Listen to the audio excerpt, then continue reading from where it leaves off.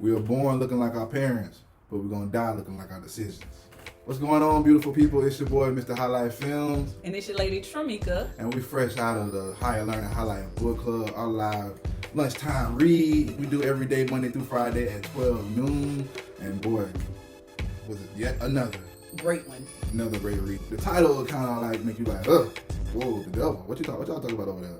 But once we got into this book and started listen to the different principles that he talked about in this book, it's really an amazing book. Yeah, we're on chapter 7. We actually just finished chapter 7 today. So make sure that you guys do tune in to Higher Learning HighLife Book Club. The link will be below. And also leave a comment on how you feel about this takeaway as well as we discuss this takeaway. I mean, he had, what was the name of the chapter today? Seeds of Fear. Seeds of Fear. To talk about the fear part, you said seeds of fear. And then one thing he said in there, he was like, fear and uncertainty and indefinites in the minds of people are the negative state of mind that cause people to form the habit of drifting. So that negative energy, just the thought of that negative energy can cause you, your environment, your surroundings, the stuff that you watch on TV, the stuff you watch on your phone when nobody's around, like the stuff you listen to at night, like all that stuff is influencing you. And he talked about that a lot this chapter. And he said that success and failure are the results of habit. So success is the result of a habit, and failure is the result of a habit. So you can have either way, you're gonna have some habits. They're gonna lead you either one, right? And it says habits establish one's rhythm of thought, and that rhythm attracts the objects of one's dominating thought. So if you have a habit that's saying, hey, I'm gonna be healthy, I'm gonna I'm gonna live to live a long life, that's what you're gonna attract. Yeah. All the things that the fast food places, they ain't gonna look too appetizing no more. I remember us doing 75 hard, and we'd be walking past restaurants and be like, it smells different. They don't even smell right no more. We like, they trash? How did they take out the trash?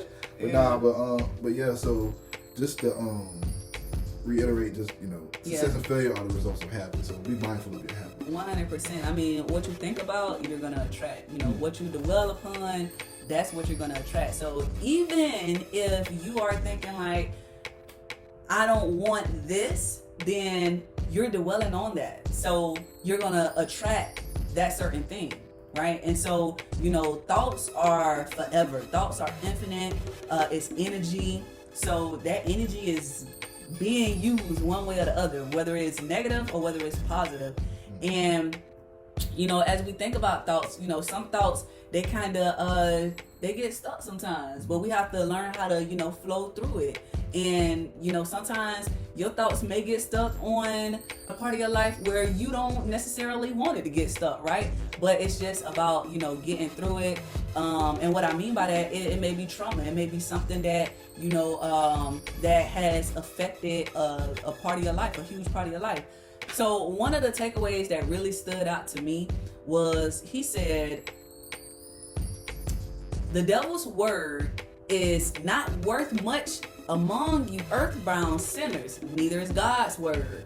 You fear the devil and you refuse to trust God. Therefore, you have but one source available through which you may appropriate the benefit of universal power, and that is by trusting and using your own power of thought. So we have to go through, sometimes we go through experiences that we shouldn't even be going through because other people have went through those experiences, and if we would have listened, then we wouldn't have had to go through certain experiences. And sometimes it's necessary for us to go through it.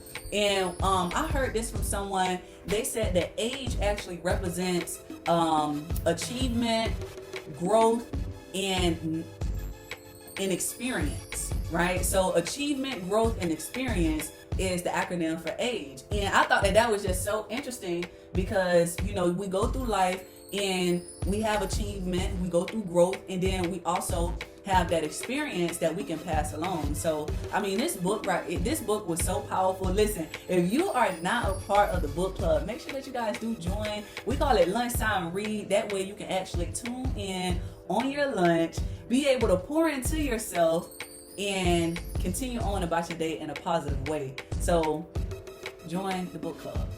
He also said one key thing. He asked a question. He said, are you willing to pay? Are you willing to pay life's price? For you could say, I want to be this. I want to be a doctor. Okay, you can be a doctor. Are you willing to pay the price to be a doctor? Are you willing to have them late nights to study and then you gotta have 4 books and the books go like this and you don't know what you're gonna do and you gotta go feed your kid that you just have because you just started, like, it's so much. Like, we say we want a certain thing in life, but we know exactly what we want. But the problem is we don't ask we don't ask ourselves the question, are we willing to pay the price that life has for that set thing that we want? So that is my question to you today. Are you willing to pay the price? All right. So do something today that your future self will thank you for, and please don't forget to put some respect on your mind. Hey.